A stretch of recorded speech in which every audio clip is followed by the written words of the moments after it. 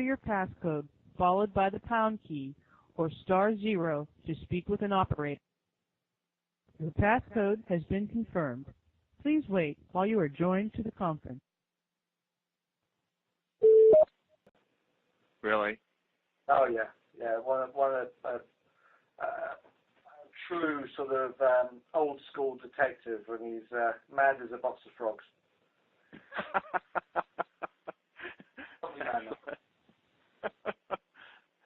Is Matt presenting up there, or? Yeah, I think my level of knowledge is too high for a lot of them. Yeah, we'll just leave him in charge of the IT. Okay.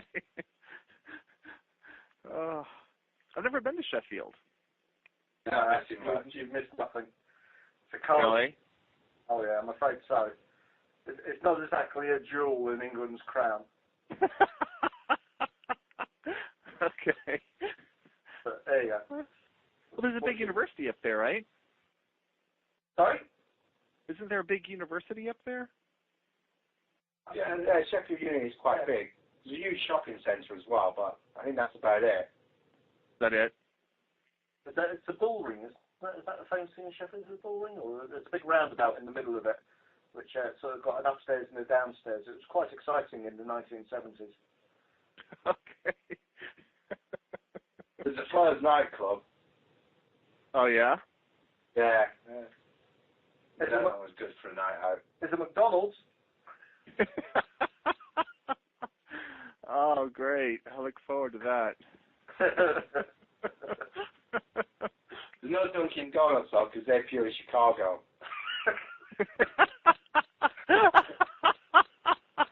See, we're not sure. It's around there somewhere, anyway. They might have shot a movie there, but then again, maybe not. I know, it wasn't there. It's here. No. It was around. I've told so many people about that. Did you speak to Andy about that information? No, not yet. I've not. Okay. No, well, that's good, because it's only just dawned on me. I forgot to mention it to him. I went in to see him, but he was in a phone call, so I didn't actually forewarn him. But I'll do that straight after this. I reached back out to our Washington field office and told them that Andy was a good point of contact. And then they came back and said, oh, well, we kind of want to do a dual interview with him. So I need to get back with them and try to sort that out, because I know that's kind of not what you guys normally do. Ooh. That's an interesting one, that. Yeah. I mean,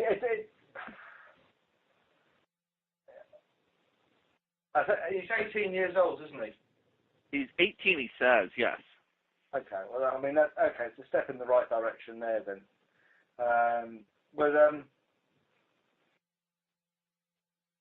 Maybe step one would be for us to do the first introduction. Okay. And then move on from there. We'll discuss it after, Bruce. Okay, that's fine. Oh, hello, this is Tim Oster calling from headquarters. Sorry for joining late. We had a conference room that was double booked, so Jerry and Chad are going to be joining momentarily. And who's on the call right now? You've got your London contingent. Okay. Stuart and Matt and Bruce in that little office down the road. Okay. Yes. Los Angeles is here too. LA. Anyone else? Partly in the background. Yeah. All we have is UK and LA. All right, it's going to be a short call. All right. All right, well, go ahead, Matt, if you want to take off. Just let us know where you guys stand. Well, we basically, as was, I think, on the last call, we've still got Ryan Cleary and Jake Davis. I can deal with that if you want.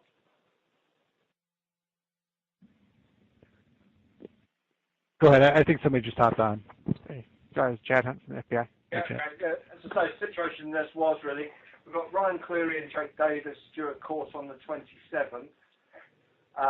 Following some discussion with the New York office, we're looking to try and build some time in to allow some operational matters to fulfil on your side of the water. So we've set back the further arrests of Kayla and T-Flow, that being and until we know what's happening. We've got our prosecution counsel making an application in chambers, i.e. without the defence knowing, to seek a way to try and factor some time in that won't look suspicious. Okay. How much time do you think is reasonable that they'll be able to... I've gone and said 8 weeks. Okay. If they come back and say they only give us 6, then I think it still helps you guys out. Yeah. But I've said for 8 weeks in the first instance. We have got Ryan Cleary's indecent images, which have been found partly by our guys and partly by the USAF team who looked at his hard drive. So what we're going to propose is that they get dealt with first. Historically, they're the older offences, and then that would take 6 to 8 weeks before we then rolled on to the second half of it. But it's down to the trial judge, really, how he wants to play it. Okay. And I just want to express our gratitude for being flexible on this. I know New York appreciates it, and FBI as a whole.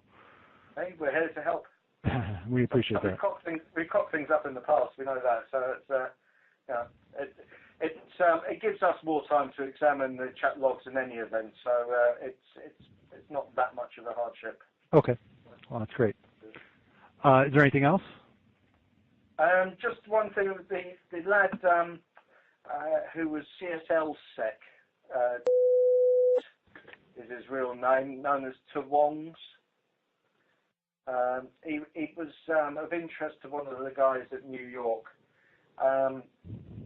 He got arrested just before Christmas for, I think, DDoSing his school, and then he did some stuff over the Christmas break on the supposed Project Mayhem, or whatever the hell that was, Operation Fuck You, where he hacked a website. I think it was a Manchester Credit Union, which is actually based in Jamaica, and he faced their site. He's a 15-year-old kid who's basically just doing this all for attention and a bit of an idiot. But what he has done, which is kind of curious, is written a statement through, it looks, his school, basically explaining how he came to become a hacker and what things he has done.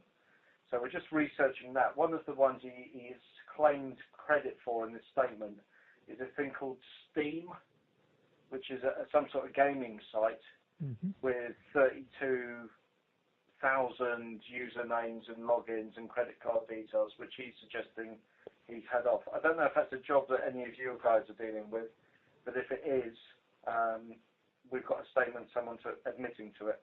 Yeah, that's fantastic. We actually do have a pending investigation looking into that compromise. And what was his name? His name's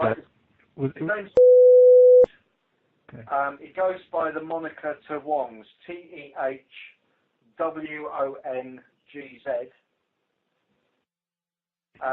He is the face behind CSL Sec, Can't Stop Laughing Security, which is a sort of LulzSec wannabe group. There's only 3 people in it. And he's just a pain in the bum.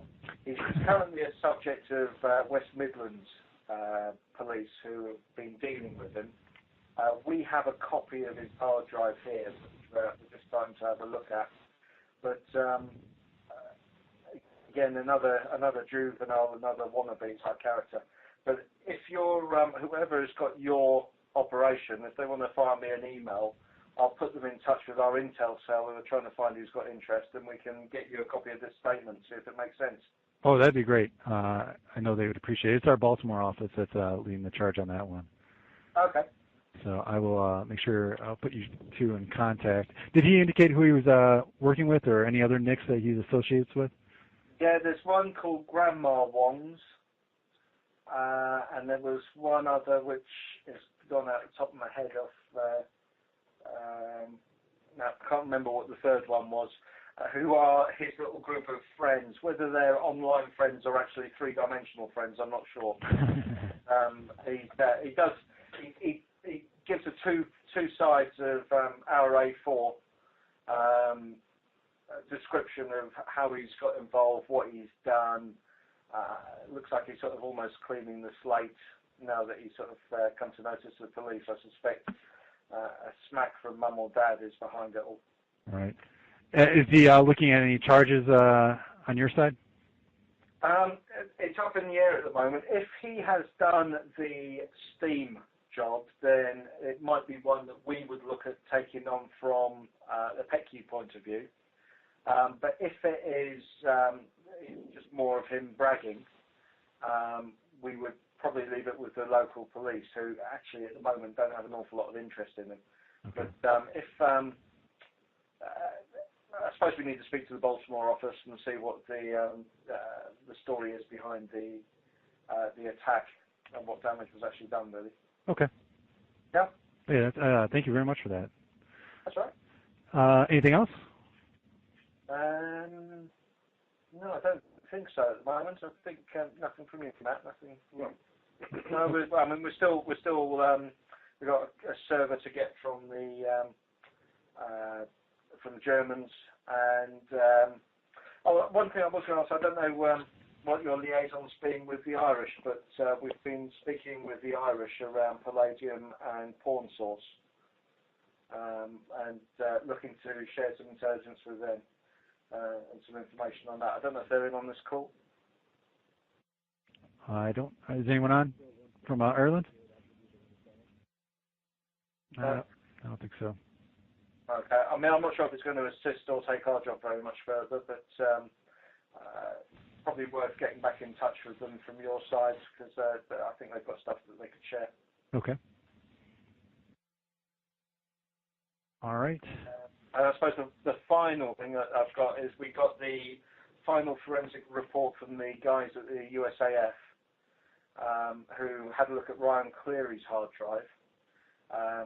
And I don't know whether it's been disseminated amongst you guys or not, but it's worth reading. It stretches to 325 pages, not including their notes. And it's quite a thorough piece of work, needless to say. We're quite impressed with it. So I don't know if you've seen it or not, but you've got some fellows out there who've done a cracking job around that. Okay. All around the Pentagon one. All right, I'll check that out. I haven't seen that yet. Okay, LA, do you have anything? Not much other than what we were sending to the Met through Bruce. If you haven't seen it yet, Bruce, there's going to be a EC coming through your way. Just connecting Sharpie with Kayla and possibly T-Flow. He might have been using a moniker Cronus a year and a half ago, 2 years ago. Just some more logs that we would like the Met to go through, because they haven't had enough of that yet. So are you saying that Cronus was T-Flow or Sharpie? T-Flow is what it looks like. Yeah, no, we've seen Cronus before, and we'd sort of made the assumption it was T-Flow. Okay. Excellent. So other than that, I think that we're just waiting for Cleary's ISP. That's about it, but it looks like we might have a little bit more time to wait on that. Yeah, this is the stuff on the MLAT that was dealt with by our extradition squad. Yeah. We're still trying to chase that up. I mean, I can only apologise. I don't know why that's not with you. Last I heard, it was going back before the magistrate to be signed off to come back to you, which is what happens when we are asked to do inquiries on other people and it's not already in part of our investigation. But I will trace that up for you. Yeah, no worries. I figured something just went through bar. We're just looking for the ISP. You know, his house went to that IP address, or the IP address went to the house. That's it. So we'll wait for that. No worries. That's it for LA. Okay. Did anyone join on late?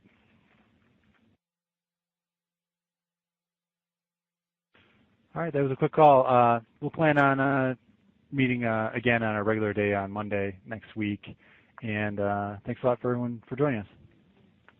No problem. Okay. Bye-bye. Bye. Thank you. Bye. Good.